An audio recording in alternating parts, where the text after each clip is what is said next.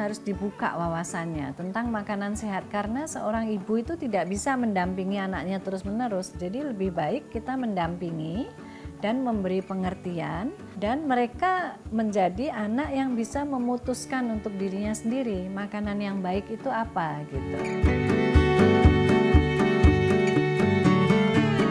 Pokoknya prinsip berkebun itu adalah apa yang kita selalu makan, itulah yang kita tanam. Tentu saja dalam berkebun kita juga harus memperhatikan aman enggaknya untuk lingkungan kita ya, karena prinsip dasarnya itu cinta alam. Jadi kita bersinergi dengan alam, olah sampahmu sendiri, cintai bumi, semangat ya berkebunnya teman-teman semua.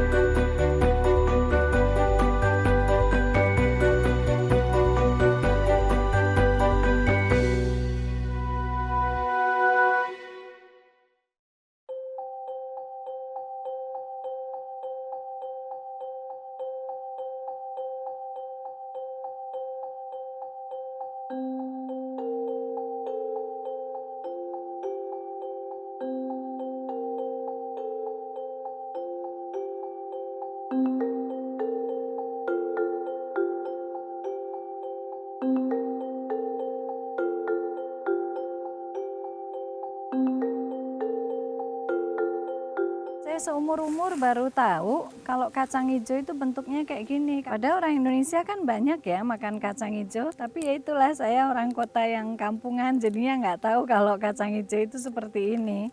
Karena kacang hijau ini kacang hijau organik, sama sekali nggak ada GMO, nggak ada apa. Ini semua kacang hijau. Jadi waktu pertama kali panen seneng banget rasanya. Nah ini kita selalu setelah panen gini, kita bagi-bagikan tetangga-tetangga yang nanam di sini.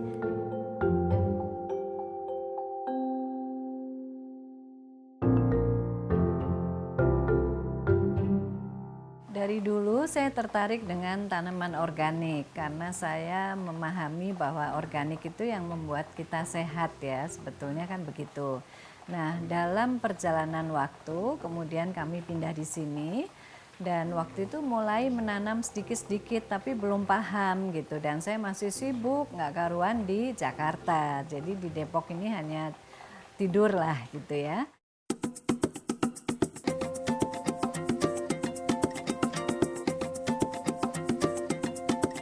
Saya pelajari along the way ya.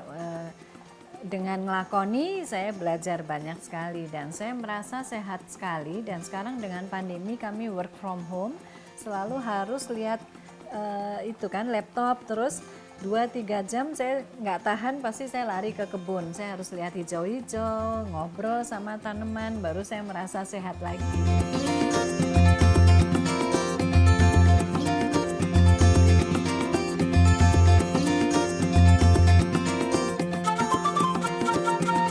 Saya sehari pasti saya berkebun. Tapi tergantung kegiatan saya karena saya masih banyak kegiatan yang lain ya.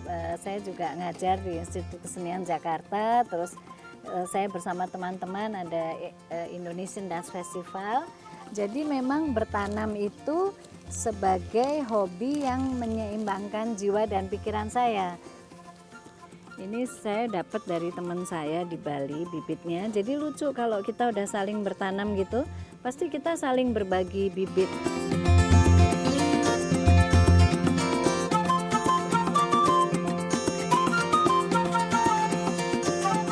Yang lalu saya mulai lebih konsentrasi. Kemudian dapat guru yang bagus sekali, Mas Arief, mengajarkan bertanam di tanah selo. Jadi dia mengajarkan untuk satu kompleks ini karena itu kita punya rumah organik SAI kan di sini kompleks SAI. Itu di tanah selo itu menyederhanakan cara memulai bertanam gitu. Nah kemudian dari tanah selo dan di polybag, kalau di polybag kan kita bisa konsentrasi dan fokus gitu. Nah dari situ kemudian saya tahun ini dengan pandemi ini saya memulai meluaskan tidak hanya di polybag tapi juga di kebun. Terus kalau ini bawang dayak, Saya juga waktu itu kan banyak gitu, kita pisah-pisah supaya nanti lebih banyak lagi. Ini baru aja nih, baru seminggu bawang dayak. Itu biasanya dikeringkan, dibuat teh. Itu juga berkhasiat, juga buat diabetes, buat segala penyakit gitu.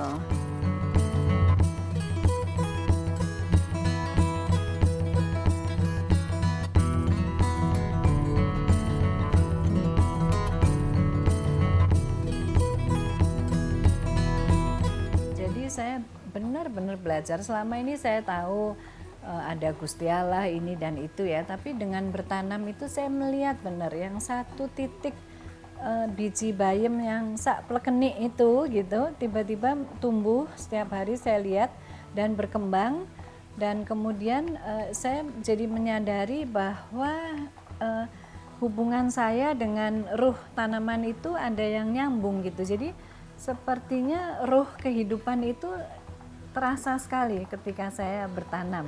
Saya melihat sekali pertumbuhannya, saya melihat bagaimana mereka berjuang untuk hidup gitu.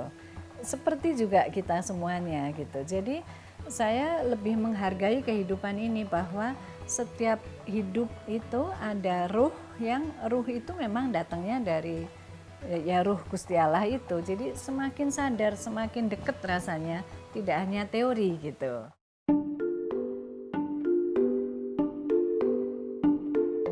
Ini di sini nih saya bikin fermentasi ekoenzim macam-macam udah beberapa kali. Ini yang terakhir. Ekoenzim itu kan sangat bermanfaat buat bumi kita, juga buat kehidupan kita. Kemarin saya motong pohon kantil, makanya banyak saya kasih kantil, nanti saya tambah lagi. Ini yang belum selesai nih, baru mau saya proses.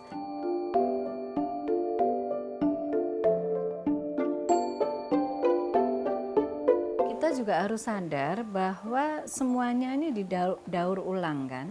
Jadi ketika kenapa kok saya selalu memisahkan sampah organik dan sampah ini sejak 20 tahun yang lalu, dan itu mengajarkan ke pembantu itu susah sekali. Saya bilang gini, Mbak, kita makan pisang, pisang itu dari bumi. Kita terima, pisangnya dimakan, kulitnya diberikan kembali ke bumi. Caranya apa? Dengan memisahkan dengan sampah yang lain supaya sampah ini bisa dikembalikan ke bumi menjadi kompos. Jadi itu sebetulnya prinsip terima kasih. Terima sesuatu, kita memberikan kembali.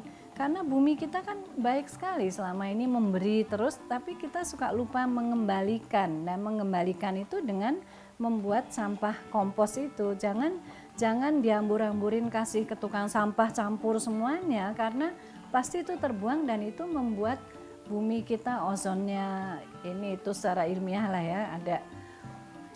Kalau kita semuanya memisahkan sampah dan sampah itu bisa dikumpulkan dan dibuang menjadi kompos, gitu. Cara bikin kompos macam-macam itu sudah membantu bumi kita. Jadi kita terima dan memberi lagi gitu.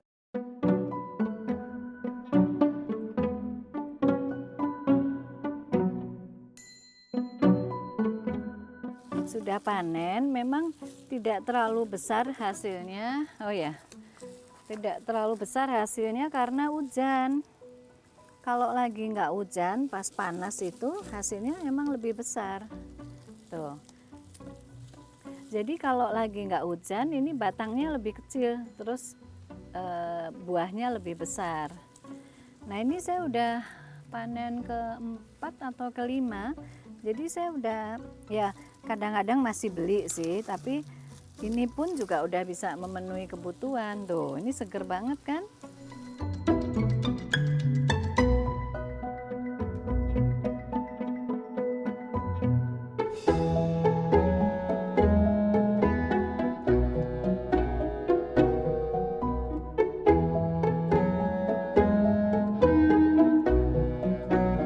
Saya merasa bahwa kehidupan ini satu holistik yang tidak ada yang terbuang, karena bertanam organik itu yang penting adalah kotoran hewan yang hitam manis itu saya sebutnya. Yang dulu saya jijik banget, tapi sekarang saya pegang dan saya suka kangen sama kotoran hewan, karena tanpa kotoran hewan organik itu tidak berjalan. Nah, si hitam manis dan pupuk organik cair. Artinya sesuatu di dunia ini, di bumi ini tidak ada yang terbuang karena semuanya bermanfaat. Bahkan kotoran pun itu bermanfaat untuk tanaman yang akhirnya kita makan untuk kesehatan kita gitu. Jadi seperti kehidupan ini holistik, dan saya juga dari situ saya merasakan bahwa hidup kita ini ternyata tidak ada yang terbuang. Kita berbuat ini ya dapat itu, berbuat itu ya dapat ini gitu. Dulu kan suka hitung-hitungan ya, ini nanti apa itu. Sekarang enggak, saya rasanya apapun yang saya perbuat pasti akan kembali ke kita kok. Dan tinggal kita mau berbuat apa, itu pilihan kita gitu.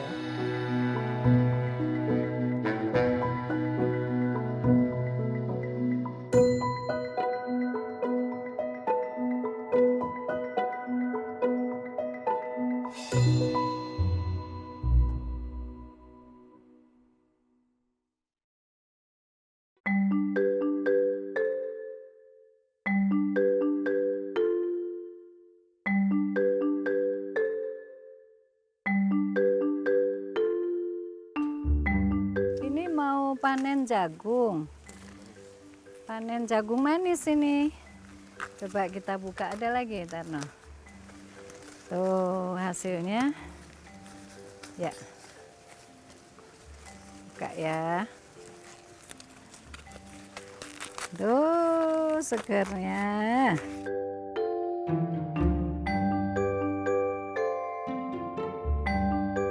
Jadi waktu saya divonis corona itu saya hampir tidak percaya, tapi setelah percaya terus saya pikir oh mungkin ini the end of my life gitu. Itu aja yang terpikir, dan saya merasakan bahwa ya ampun, seumur-umur saya cari apa sih, akhirnya juga pulang gitu. Jadi seperti ditampar gitu. Selama ini kamu ngapain aja sih, kemana aja sih lo gitu loh, kayak ini kamu udah waktunya pulang nih gitu, rasanya gitu sih. Jadi tapi kok ternyata belum ya, masih dikasih kesempatan untuk hidup ya, saya nikmatin sekali gitu. Nah ini memang kita selalu harus nanam bunga juga supaya kumbangnya ini mengalihkan perhatian kumbang atau binatang-binatang yang akan ganggu pertumbuhan jagung atau sayuran yang lain. Jadi memang harusnya selalu ada bunga-bunga begini supaya kumbang atau apa sih namanya Darno, apalagi sih, belalang gitu larinya ke bunga-bunga ini, apalagi ada bunga matahari gitu.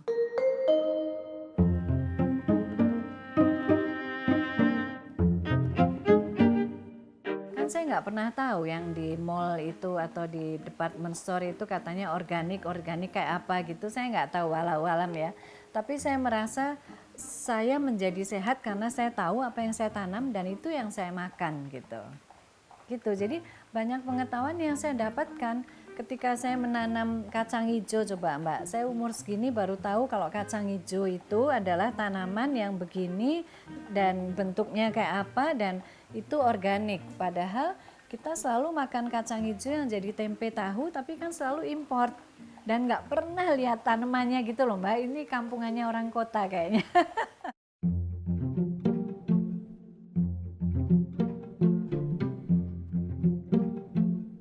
Ini enak banget nih jagungnya. Terus gitu. Masak apa? Masak sayur kelor. Bikin sop ya? Kelor. Ya, sayur bening aja gitu. Nah ini sehat banget. Kayak sama. bayam. Heeh. Ya senang sih karena jadi belajar tentang nanam dan tentang apa ya, ngurusin kebun. Terus waktu aku pulang dari mana, Eropa, terus kebunnya waktu itu belum mulai produktif, tapi beberapa kemudian terus mulai ngerasa gitu bisa makan dari kebun sendiri dan itu rasanya enak banget.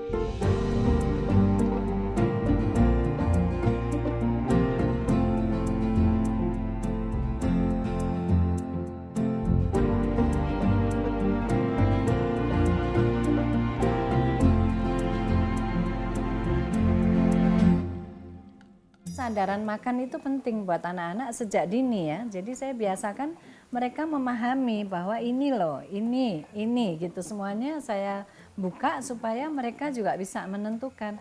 Toh kita juga kadang-kadang pengen ya makanan apa, misal tahu bahwa itu bukan makanan keseharian misalnya gitu, itu bukan makanan yang sehat, itu juga harus diketahui kan.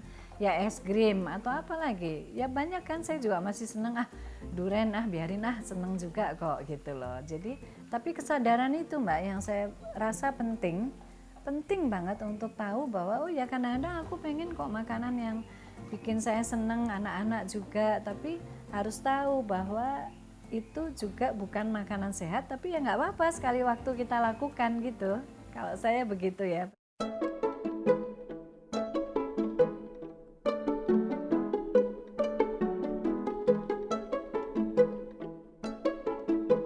Saya lebih banyak bersyukur Mbak, bersyukur dan saya merasakan bahwa alam semesta ini luar biasa selalu memberi ke kita. Tinggal kita mau menyadari itu enggak. Kalau kita menyadari kita juga akan diberi terus oleh alam semesta ya. Alam semesta itu juga Gusti Allah, juga universe ini semuanya maksudnya. Itu luar biasa kok. Kita sudah disediakan semuanya, tinggal kita menyadari enggak bahwa kita selalu diberi. Jadi dengan berkebun rasa syukur saya memang luar biasa, jadi hidup gitu di dalam tubuh saya juga. Rasa syukur itu ada di dalam tubuh, ada di dalam pikiran, semuanya, sehingga ya semoga itu juga yang membuat kita sehat ya.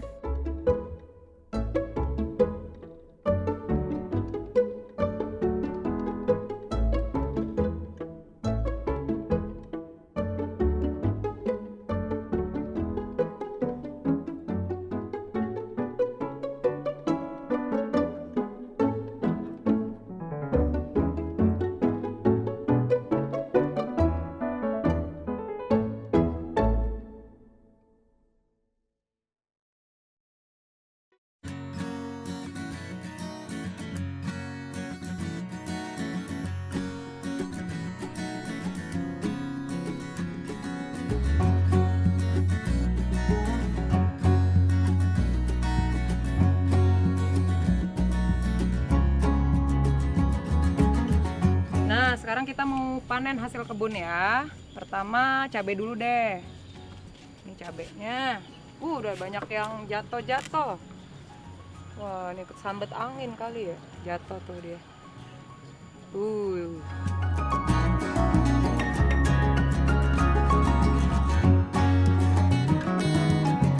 Tariknya ke hidup sehat ya.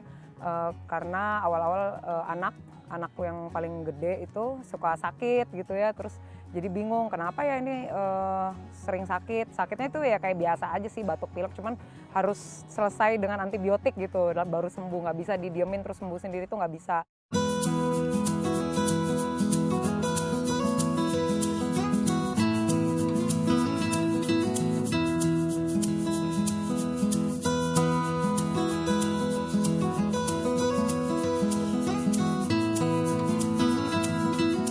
Itu supaya diperbanyak aja, karena kucai emang kayak gitu, dia rumpun kan jatuhnya, nanti dia berumpun lagi. Nah ini kan jadi 2 gini kan, ntar yang ini jadi banyak lagi juga.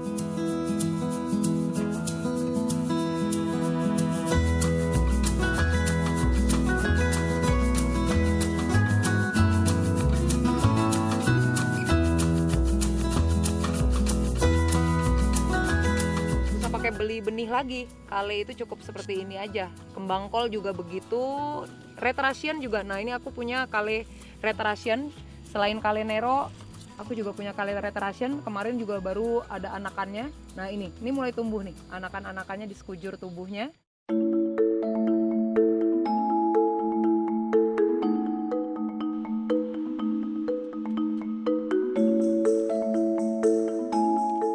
Udah berapa tahun ya? 7 tahun ya untuk pola makan hidup sehat ya. Kita udah nggak pernah lagi yang namanya konsumsi obat dokter kayak gitu, misalnya sakit ya. Ada sakit, tetap ada sakit, terus tapi sembuh sendiri gitu. Manfaat yang saya dapat dari berkebun sendiri itu terutama sekali kepuasan batin ya. Kebahagiaan, apalagi ketika melihat tanaman itu tumbuh dari benih sampai dia dewasa, itu kan apa ya, kayak keajaiban aja sih menurut aku ya, karena kita selama ini kan taunya beli di toko terus makan udah selesai. Kalau kayak gini kita tahu proses dia dari awal, terus kebetulan juga saya sering mengusahakan sendiri pupuk-pupuknya ya, kayak sampai harus mulung keluar daun-daun kering buat kompos sendiri. Jadi ini loh hasil kerja keras kita itu kelihatan banget tuh di kebun gitu. Misalnya terus juga mendatangkan lebah-lebah gitu, itu menurut aku jadi kayak seneng banget gitu ngelihatnya bener-bener alam tuh ada di depan mata kita sendiri kalau kita berkebun itu, ngelihat prosesnya itu.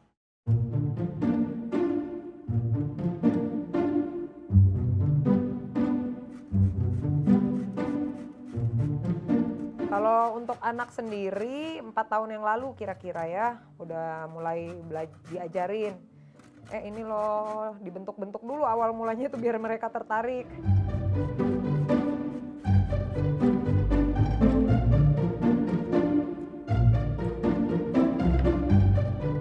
Manfaatnya mungkin kerasa ke tubuh ya, lebih sehat, dan juga enaknya itu kalau misalnya kita di supermarket kadang-kadang udah ini misalnya daunnya tuh udah kayak layu gitu ya, biasa lah kalau di supermarket kan udah lama di toko layu. Nah kalau kita kan bisa panen pagi hari, siang hari kita makan tuh masih seger banget. Bahkan kalau kale itu seminggu pernah kok saya simpen di plastik bekas gitu ya, cuci kering pakai di plastik di seminggu masih oke.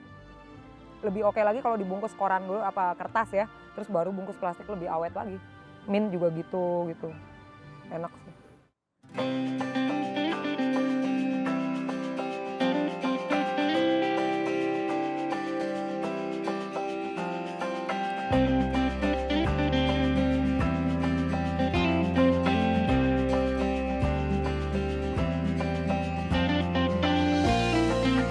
Sekarang untuk daun mint ya, yang bekas kita panen juga tadi hari ini. Nah ini sama aku cuman dijadiin infused water dan juga green smoothie sih. Cuman hari ini mau ditunjukin cara buat infused waternya ya. Nah kita masukkan saja ke sini ya. Ini minuman yang sehari-hari kita minum. Nah biasanya lebih berasa tuh ntar 4 jam kemudian deh kayak gitu. Nah ini dimasukin kulkas. Ya, 4 jam ya di kulkas atau dalam seharian. Kita tinggal seperti ini aja.